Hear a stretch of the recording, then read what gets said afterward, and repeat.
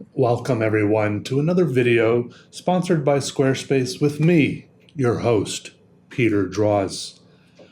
Now, before we get started with the meat of the dish, wherein I will be drawing in a sketchbook, I have a few things I've prepared that I would like to show you, if, if you'll allow me. It's right in here. First of all, here is a drawing of someone holding 17 swords in one hand. Okay, next, here's a drawing of someone demonstrating how wide their stance is. It's like a really wide stance. And finally, we have a drawing of an orange in the shape of a tangerine. Or maybe it was a grapefruit. Can't remember. But it was something like that. All right, that's all for the prelude. And now, let's get into the drawing. Today I'm going to be using this, one of my more recent favorites. It is a fountain pen, but it doesn't act like a lot of other fountain pens in the sense that, first of all, the nib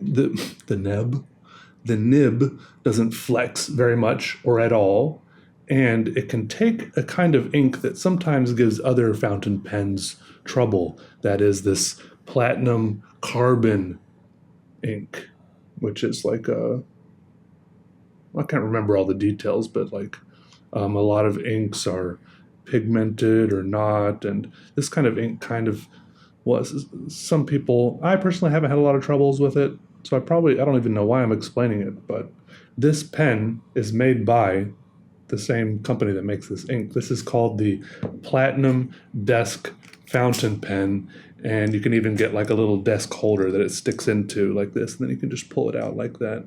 I don't have that. I just had a little lid, and I don't know. I don't really know if I like this weird tapered shape to it, but I do like how well it works. Look at these lines that it draws. So crisp and fine and satisfying. So I've been really enjoying that. And that's what I'll be using to draw today.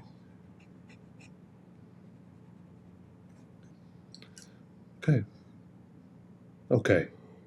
I went to the scrapyard today because I've been starting work on some of my sculptures for my final sculpture project at school before I graduate, finally, at the age of, what am I now? 34? Anyways, I'll talk about that in a second. First, I want to say I'm also still taking piano lessons. For a while there, I was playing some little piano songs I was learning every now and then, but I was learning like little, I don't know, like little short songs, little ditties. But now I'm kind of learning some bigger honkers of songs. Like right now, I'm learning For Elise, which I know For Elise is kind of a meme song. Like for a hot minute there, everyone had, I don't know if you remember this, but everyone had that as their ringtone. All right, wait, quick. Let me pick up on that thought in a second. Quick ad break. Make sure you go check out Squarespace. Okay, these guys can help you get set up with a sweet website. You don't have to know how to make websites, but depending on what you're up to, a website could be great for you. Even if you're just messing around, or if you've got something serious like e-commerce, maybe a photography business, maybe you want to set up a gallery for your art, they can help you in whichever direction you're trying to go. Check out the templates they've got, and then you can start customizing the template with this thing called the Fluid Engine, where you can just drag and drop things, like drag the borders to resize things, all these different, they're probably called widgets. I don't know for sure, but that's what I do on my Squarespace website. It's fun just rearranging things to get the right vibe. Anyways, go to squarespace.com for a free trial. And then when you're ready to launch, go to squarespace.com/PeterDraws for 10% off your first website or domain.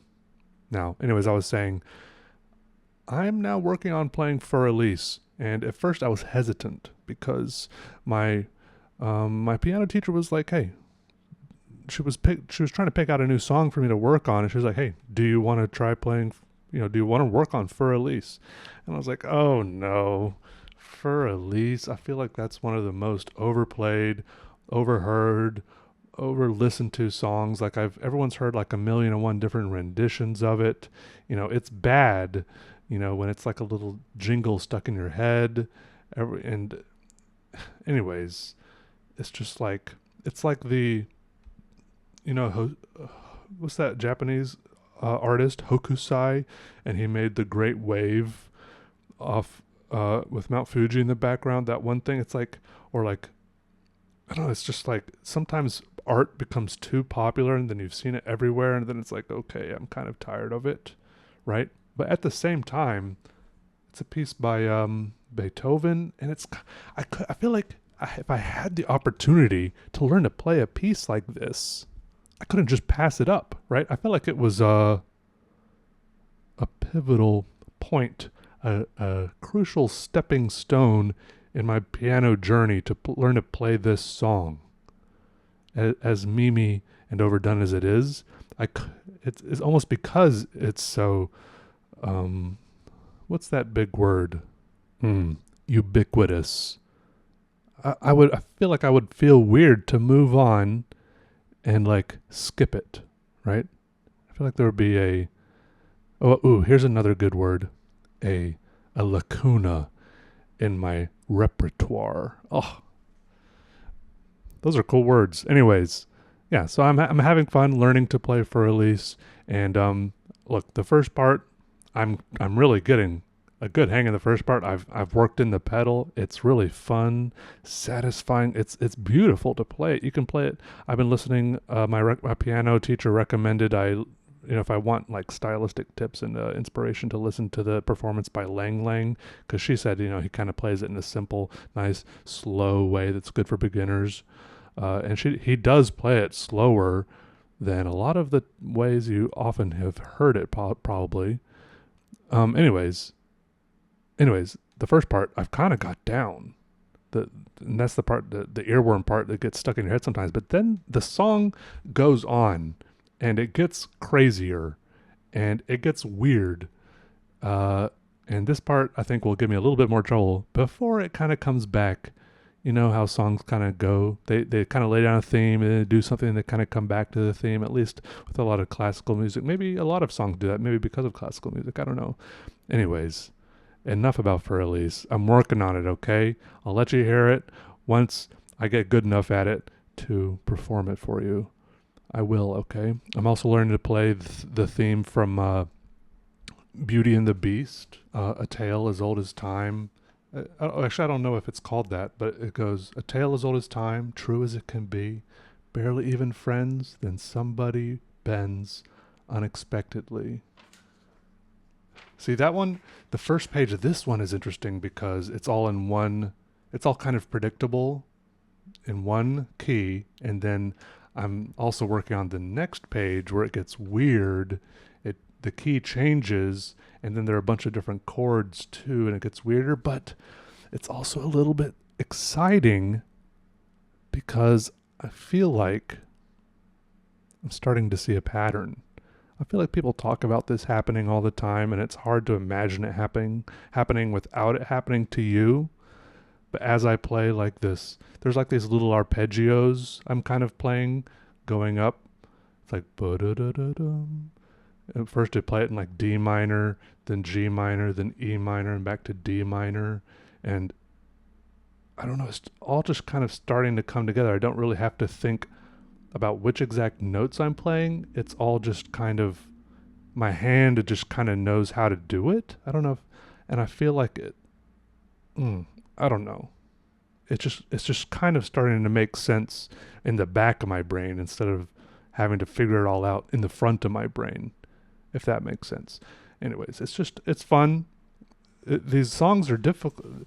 The songs are rewarding to practice because at first when you start practicing them, I gotta go so slow, figure out each note one by one, and it feels like I'll never it feels like I'm never going to make any progress. But if I just keep going through it a few more times, the progress always happens, and it gets so satisfying to see and feel that progress, to be able to play it a little bit better. Like every 20, 30 minutes I practice, every hour I practice, all that time I put in, it like makes it such a discernible difference. I feel like that's what's so satisfying about it. Anyways, um, I didn't mean to talk about playing piano for that long. And I'll see all of you later. Hope you're all having a good day as the summer wanes and descends into autumn. Do you guys like calling it autumn or fall? I feel like autumn sounds a little bit more nostalgic and romantic. Yeah, I think so. Anyways, I don't know. Sometimes there's randomly really hot days in September, so it's like trying to make up its mind. But I'll see you later. Goodbye. Thanks for watching.